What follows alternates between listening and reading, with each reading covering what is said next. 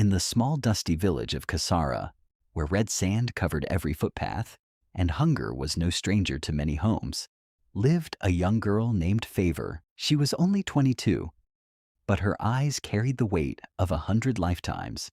Since her mother passed away 5 years ago, Favour had known no peace. Her father, Mr. Joseph, had changed completely.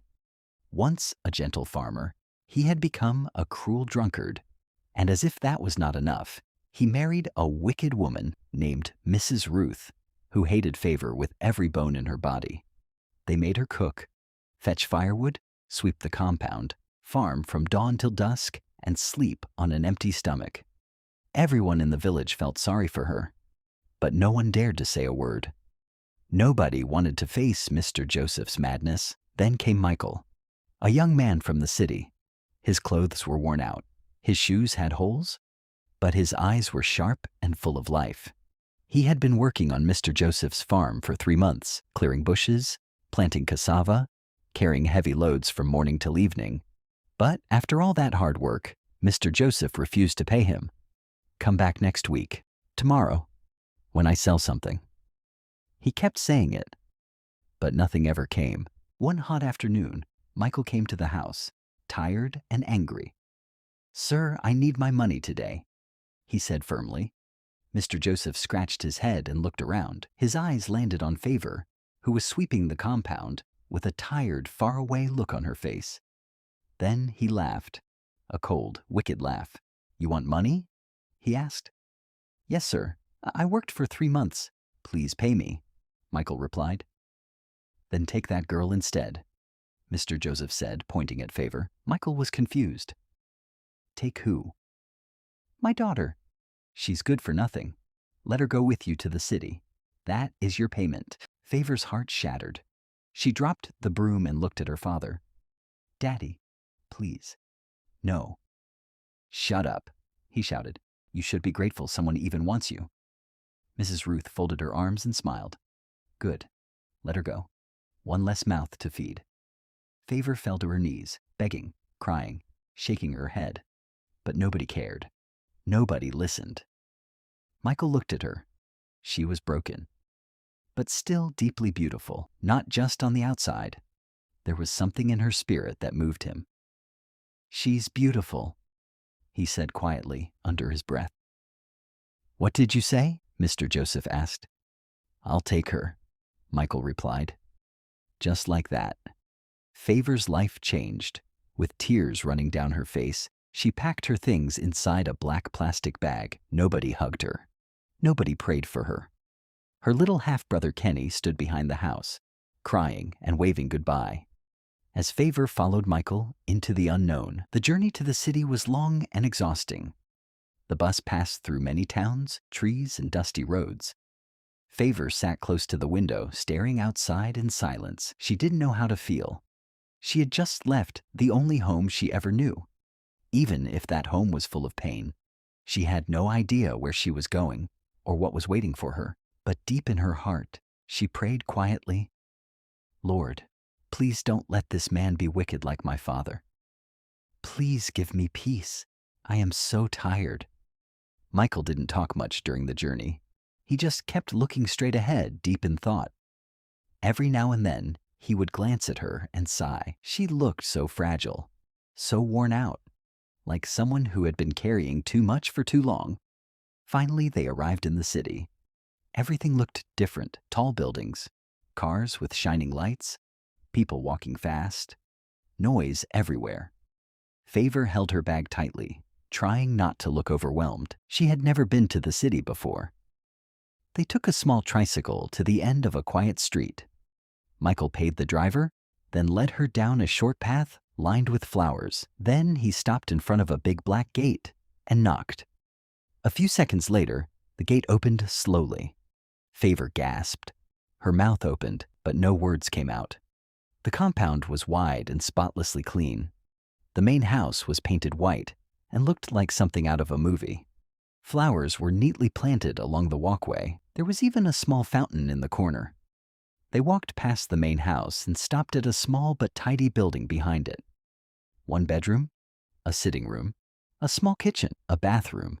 the boys' quarters. "This is where I live," Michael said with a smile. Favour looked around. The place was clean and peaceful. "I just got a job a few days ago as a security guard," he continued. "The owner of this house is very kind. She gave me this place to stay for free. She lives in the main house with her only son. She said I can stay here as long as I keep the compound safe."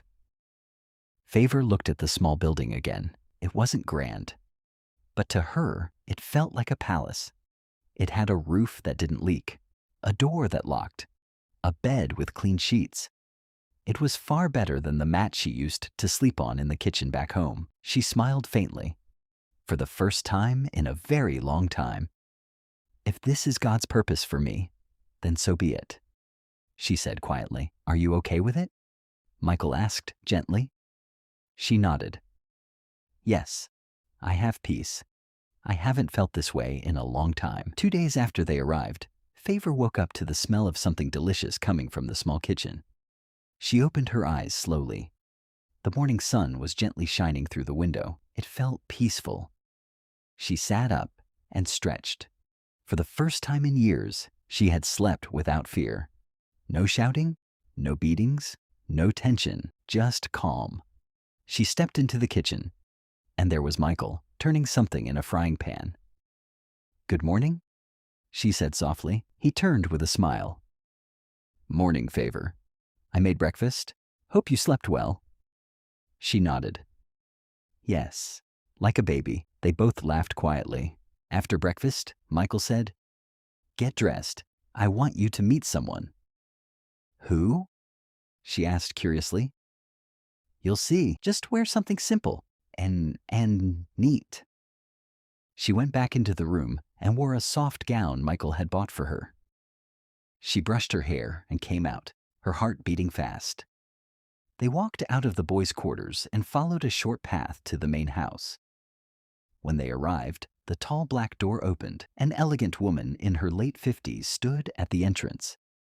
She had kind eyes and a calm, warm presence. "Good morning, Ma," Michael greeted. "Morning, Michael. And who is this beautiful young lady?" "This is Favour, my wife," Michael replied. Mrs. Bennet looked at Favour with warm eyes. "So, this is the wife you told me about? She's lovely. Come inside, my dear." Favour stepped in carefully, her eyes wide. The living room was neat and polished. Everything looked expensive. Mrs. Bennet held her hand gently. "You're welcome, Favour. I like you already. You have a sweet spirit. I'm happy Michael brought you here." Favour smiled shyly. "Thank you, Ma. You can call me Mrs. Bennet. Feel free, okay? This house is big enough for peace. If you need anything, let me know." "Yes, Ma," Favour replied. That evening, after cleaning the small kitchen and tidying the room, Favour sat on the edge of the bed, deep in thought. Michael was seated on the floor, fixing a loose handle on the wardrobe. "Michael," she called gently. "Yeah? Can I tell you something?" He looked up. "Of course." She sighed, playing with her fingers. "When my father said I should follow you to the city, I felt worthless. I felt like I had been thrown away, like I didn't matter to anyone." Michael stood up slowly, his eyes on her. "I thought maybe you would be worse than him. Maybe when we got here you would start shouting at me, beating me, or treating me like a servant." Her voice broke slightly. Tears filled her eyes. "But you didn't. You gave me peace. You gave me space. You respected me. You even cooked for me." She wiped her face with the back of her hand. "I want to say thank you. I don't regret coming here anymore. I'm no longer bitter that my father gave me to you. I believe now, maybe this was God's plan." Michael sat beside her and slowly took her hand. "I would never hurt you, Favour. That is not the kind of man I want to be." He paused. "Do you know something? I liked you a long time ago, the very first day I saw you on the farm." Favour looked at him with wide eyes. "I wanted to speak to your father, but I was afraid. I thought he would reject me, insult me, or chase me away because I had nothing." He smiled gently. "But that day when he told me to take you instead of paying me, I was shocked. Yet somewhere deep inside, I was glad. It felt like a door had finally opened. Favour looked down. I don't love you yet, Michael. I know, he said quickly. And I'm not rushing you. She nodded slowly. But I like how you treat me. Like I matter. Like I'm not a mistake. Like I'm a queen. He smiled. That's because you are, Favour. You're a queen. You've just been hidden in the wrong palace. Favour laughed softly, wiping another tear. For the first time, she felt truly seen. A month later, life was already beginning to shine brighter. One sunny afternoon, as Favour was helping Mrs. Bennet carry groceries into the house, the woman called her gently. Favour, come sit with me for a minute. Favour wiped her hands and sat beside her. Do you know Michael told me something sweet about you? Mrs. Bennet smiled. Ma? Favour looked at her, curious. He said you are a wonderful cook, and I agree. You've been helping around, and I see your heart. You are humble and hardworking. Thank you, Ma, Favour said shyly. My cook has traveled abroad with her family, and now I need someone I can trust to take her place. I've been watching you closely, my dear. I believe you are the right person. Favour's mouth dropped open in shock. Her eyes began to water. Ah, Ma, thank you so much. You're so kind. God will bless you. I don't even know what to say. Mrs. Bennet patted her hand. You deserve it. You're a good girl.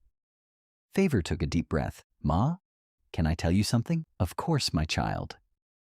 I've been looking for a way to earn money, not just for clothes or anything else. I want to go to school.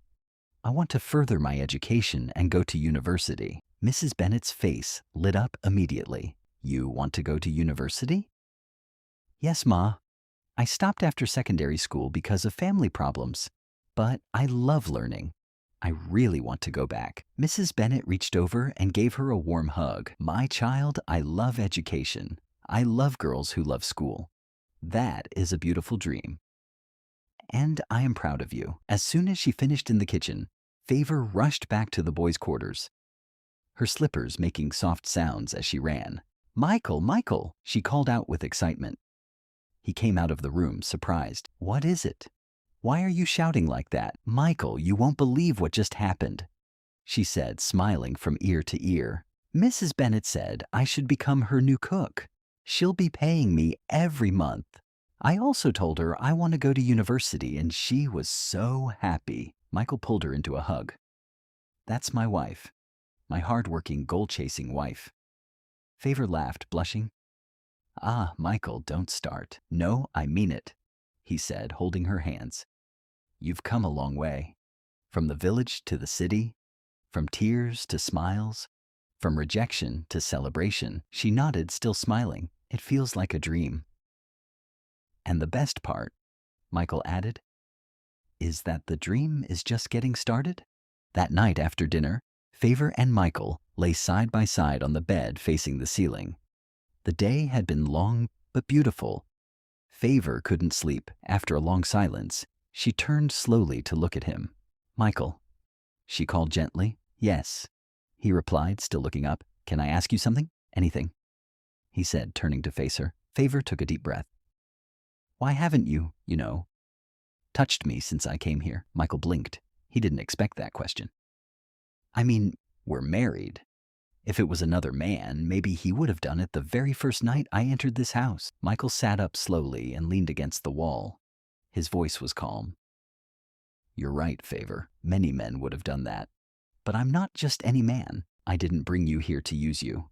I brought you here to love you, to care for you, to protect you. He paused, then looked into her eyes. You've been through so much already. I see the pain in your eyes sometimes, even when you smile. I don't want to add to that pain. Favour's eyes began to water. I want you to be ready. I want you to love me first. Then, when your heart is at peace, you can willingly give yourself to me, not because you feel forced, not because you feel like you owe me. He held her hand gently. I know you've never been with any man before. You've carried shame, rejection, and fear for too long. That night your father gave you away like you were nothing. It broke something inside you. Favour looked down, her heart beating fast. But Favour, you are not nothing. You are everything. You are strong. You are special. And when that time comes, when your heart says yes, not out of pressure, but out of love, then I'll be ready too. Tears rolled down Favour's cheeks. She had never heard such words in her life. You really mean all this? She asked quietly. I do, he said. I want you to feel safe with me, Favour. This marriage must be built on love, not fear. She wiped her tears, smiling softly. Thank you, Michael. You've changed my life in so many ways. I thought all men were like my father, but you're different. Michael leaned in and kissed her forehead gently. Sleep well, my queen. Favour lay back down, her heart full of peace. Just 2 days after Favour started working as a cook in the main house, something strange happened.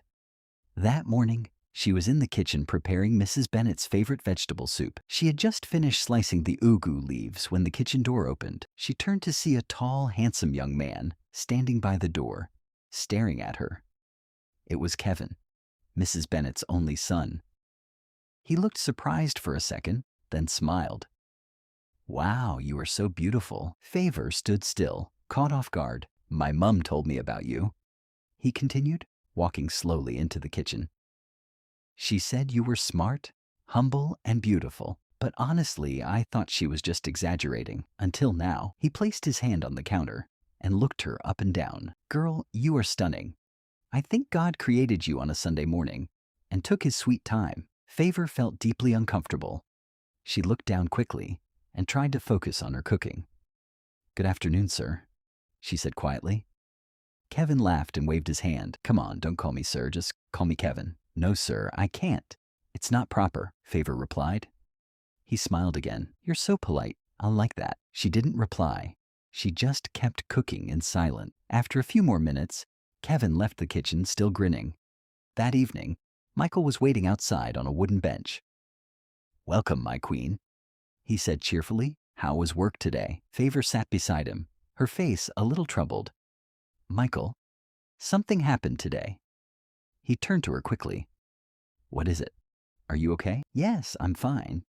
But your boss's son, Kevin, came into the kitchen. Okay, Michael said, watching her closely. He was saying things that made me uncomfortable. He told me I'm beautiful, that God created me on a Sunday morning, and that I should stop calling him sir. Michael frowned slightly, then gave a small smile. Ah, that Kevin. He's a funny guy. That's just how he jokes. Favour didn't smile. Michael, I didn't like the way he was looking at me, like I'm something to eat. Michael laughed softly and touched her hand. It's okay, my beautiful wife. Don't let it bother you. Kevin is harmless. He doesn't mean any harm. Are you sure? Favour asked, looking into his eyes. I'm sure, he said gently. But if he ever crosses a line, just tell me. I'll protect you. Always. She nodded slowly. Okay, if you say so. He smiled and kissed her forehead. You're safe with me, Favour. Always. But deep inside, Favour still felt something wasn't right. A few days later, Favour was in the kitchen again preparing lunch. She didn't notice that someone had been watching her from the doorway. It was Kevin again. He entered slowly and leaned against the door. You know, he said with a smile, there's something special about the way you cook. Favour turned, greeted him politely, and went back to work. He ignored the greeting. Favour, he said, walking closer and lowering his voice. I don't want to waste time. Let me be straight with you. She paused and looked at him cautiously. I like you. I mean it. You're beautiful, smart, and hardworking. I want you to be my girl. Favour blinked in shock. Sir. Yes. Listen, I will change your life. I'll send you to school. Not just any school. I'll sponsor you to study abroad. London, Canada, anywhere you want. I'll give you a new phone, clothes, money, everything you need. You'll never struggle again. Favour stood still, speechless. Kevin stepped even closer. You're wasting your time with that poor security man. What is he really doing for you? Nothing. I can tell my mum to let him go today if I want. Just say yes to me. and your life will never be the same." Favour took a slow, steady breath and stepped back calmly. "With all due respect, sir," she said, her voice firm, "I am not interested." Kevin raised an eyebrow. "What?" "I am focused on my marriage, my work, and my dream to go to school. I am not going to throw that away for quick pleasure." He laughed out loud. "Marriage? You call that arrangement with Michael a marriage? At your age, you should be dating someone like me, not following a broke security guard around." Favour held her ground. "I am not ashamed of my husband. I am proud of him. He treats me with love and respect. He may not have much right now, but I know one day God will answer his prayers." Kevin scoffed. "You're dreaming, girl." "I'd rather dream with a man who loves me," she replied boldly, "than live a fake life with someone who only wants to use me." He shook his head. "You'll regret this." "No, sir," she said simply. "If standing by the man who stood by me is a mistake, then I'll gladly make it over and over again." Kevin stared at her for a long moment, clearly caught off guard. Then he turned and walked out of the kitchen. Later that evening, Michael noticed her silence. "My queen, you're so quiet today. Are you okay?" he asked. She looked at him, tears quietly building. "Kevin came to me again. This time he made big promises. School abroad, money, clothes, a better life, but only if I agreed to be his girl," she added. "He even said he could pay you off or have his mum let you go, just to get what he wants." Michael stood up slowly, his fists tightening, but he calmed himself when he saw her face. "What did you tell him?" he asked gently. "I told him no. I told him I'm not interested. I told him I believe in you, in us. I know one day God will bless you, Michael." Michael looked at her, deeply moved. He pulled her close and held her tightly. "Thank you, Favour. Thank you for standing by me." She smiled, wiping a tear from her cheek. "You stood by me first. Now it's my turn." That night, they prayed together before sleeping. The next day, Favour woke up early, but her heart was heavy. She was tired of pretending, tired of smiling when she was uncomfortable. She walked straight to the main house and knocked gently. Mrs. Bennet opened the door, smiling as usual. "Favour, my daughter. Good morning. Hope you slept well?" "Good morning, Ma," Favour said, looking down. Mrs. Bennet noticed the change in her face and invited her in. "What's wrong, Favour? You don't look like yourself." Favour took a deep breath. "Ma, I came to talk to you. Please don't be upset." "Of course not, my dear. Talk to me." "It's about your son, Kevin." Mrs. Bennet looked surprised. "Kevin? What about him?" Favour's voice was calm but serious. "He has been disturbing me, saying things that make me very uncomfortable, promising me money, telling me to leave my husband and be with him. He said he'd send me abroad and give me a better life if I agreed." Her voice shook slightly. "He even said he'd pay Michael off or get him removed, just so he could have me. Ma, I respect you. I respect this house, but I cannot keep quiet any longer." Mrs. Bennet sat back and folded her arms. After a long silence, she said softly, "Favour, you're a beautiful and wise girl. You deserve a better life. Maybe my son just sees your potential. Maybe you should give him a chance." Favour's eyes widened. "Ma, look, I'm not saying leave your husband just like that, but think about it. We can give you everything.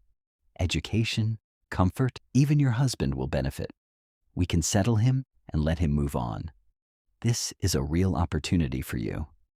Favour stood up slowly. Her hands trembled, but her voice was steady. "With all due respect, Ma, I am not that kind of woman."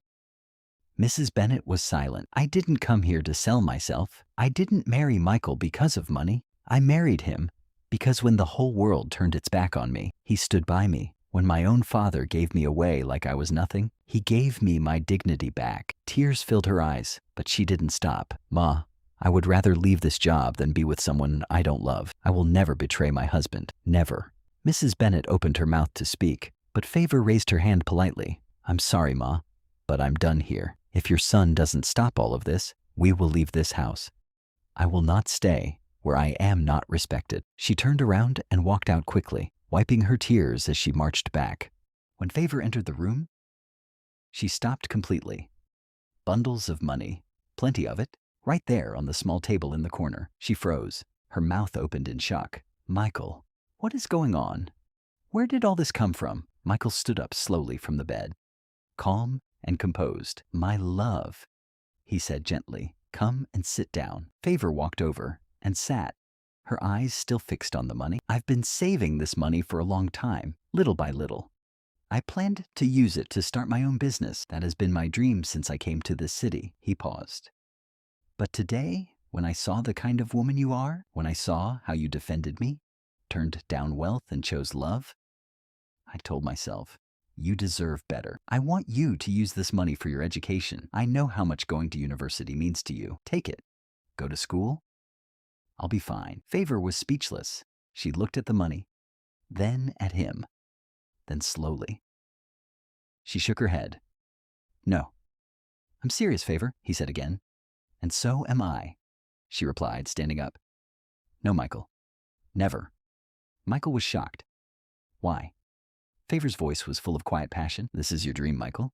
You saved this with your sweat and hard work. You wanted to start a business? And now you want to set it all aside for me? She looked at him steadily. I love you too much to let you do that. Michael stood there, staring at her like he was seeing her for the first time. That's exactly why, she continued, eyes now full of fresh tears. I want us to use this money wisely. Together, let's rent a small room outside this compound. Let's start a business together. You run it. I'll help cook and manage it. When it starts growing, I'll go to school. One step at a time. I want us to leave this house, she added firmly. I don't want to stay here anymore. We deserve peace. Even if it's small, let it be ours. A shop, a rented room, a fresh start. That's what I want. Michael walked to her, took her hand slowly, and shook his head in quiet wonder. Favour, you are not just beautiful. You're wise. You're special. You're everything I ever prayed for.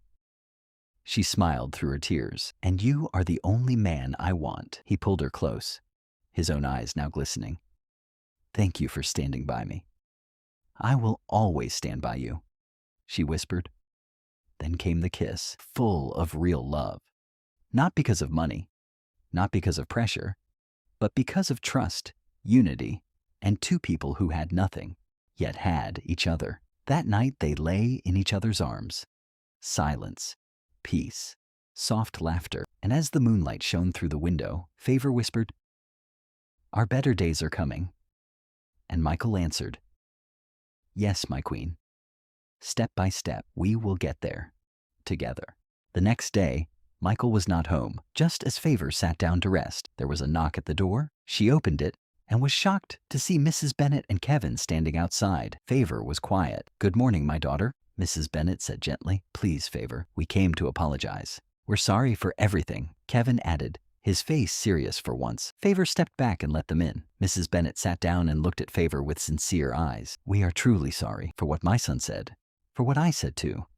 We were wrong. Kevin bowed his head. I was foolish. I let pride and bad behavior blind me, but I see it now. Michael is a lucky man. You are a real wife. Mrs. Bennet nodded. Very lucky. Women like you, Favour. Rare, faithful, strong. They are not easy to find. Favour's eyes softened. Thank you, Ma. I'm not angry anymore.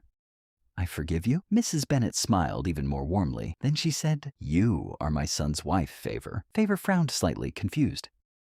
Your son's? Mrs. Bennet smiled. Don't worry, my dear. You will understand soon. After a few more minutes, they stood up, hugged her, and left. Favour stood by the door, puzzled. What did they mean? Later that evening, Michael came home. He looked tired but peaceful. Favour turned to him sharply. Where have you been since morning? I've been waiting, my love, he said softly. There's something I need to tell you. Favour folded her arms. What now? Michael held her hands and looked straight into her eyes. Favour, I'm sorry. She raised an eyebrow. Sorry for what? He took a deep breath. For lying to you. Favour's face changed. Lying? About what? He sat down and said gently, Kevin is not just the landlady's son.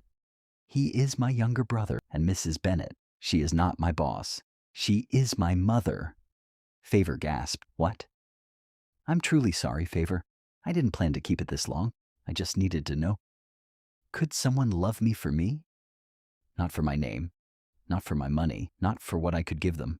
He looked down, guilt written all over his face. I've been hurt before. Women who pretended to love me but only wanted my wealth. They left the moment I refused to keep giving. I never wanted that again. Favour sat down, still in shock. You have every right to be angry, he said quietly. There was silence for a long while.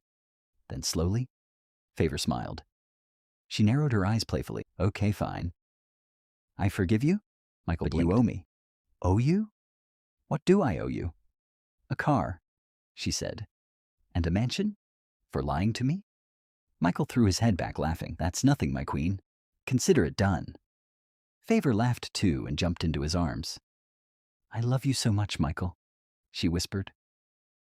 And I love you even more, he replied, holding her tight. Dr. Favour, to be. They kissed, deeply, fully, filled with love and relief. The truth was finally out. No more hiding. No more pretending. The news spread fast. Michael, the poor security guard, was actually a billionaire. When Favour's father heard, he nearly choked on his palm wine. His eyes went wide with shock. He grabbed his phone and called Favour immediately. My daughter, please forgive me, he said in a humble, trembling voice. I was blind. I didn't know God had blessed you like this. I want your little sister to come and stay with you in the city. Things are very hard here. Favour was silent for a moment. Then she spoke, calmly and clearly. With all due respect, sir. Never. I forgive you. But I want to remain far from you and your wicked wife. I am at peace now. I suffered too much under your roof. Her voice sharpened. If you ever truly need help for something important, you can call me. But please do not call me for nonsense. And take care of that miserable woman you chose over me. She hung up, placed the phone down, then looked up quietly and said, Thank you, Jesus, for bringing Michael into my life. Years later, Favour walked across the graduation stage in her white coat. She was now a fully qualified medical doctor. Michael was the loudest person in the crowd. That's my wife. Come here, you brilliant, beautiful woman. After the ceremony, he hugged her so tight she laughed. I am so proud of you, baby. You are mine, forever. She smiled, tears in her eyes. Thank you for everything. Thank you for believing in me. You are truly the world's best husband, he smiled back. And you are my forever queen. One quiet afternoon, Michael took Favour on a peaceful drive. They entered a beautiful estate and stopped in front of a massive white mansion with golden gates. Favour looked around slowly. Why are we here? Michael smiled and pulled out a set of keys. This Michael, is your stop mansion, playing my with me. queen. I'm not playing, he said. I promised you a car and a mansion. I always keep my promises. She hugged him, laughing and crying at the same time. Then she stepped back, her face glowing. I also have some news for you. What is it? He asked, smiling. She took a breath. I took a test last week. Michael, I'm 3 months pregnant. Michael stood completely still. Then he erupted. Favour, are you serious? Yes. She laughed. We're having a baby. He lifted her off the ground and spun her around joyfully. God, thank you. I will spoil you and our baby forever. He knelt down and kissed her stomach. My baby. Daddy loves you already. Favour smiled through her tears. From being rejected to becoming royalty. Truly. She whispered, my name is Favour. Dear viewers, what lessons did you take away from this story? We'd love to read your thoughts in the comments below. If you enjoyed it, give us a thumbs up, share it with your friends, and hit that subscribe button. Don't forget to turn on notifications so you never miss our latest updates. Thanks for watching, and stay blessed.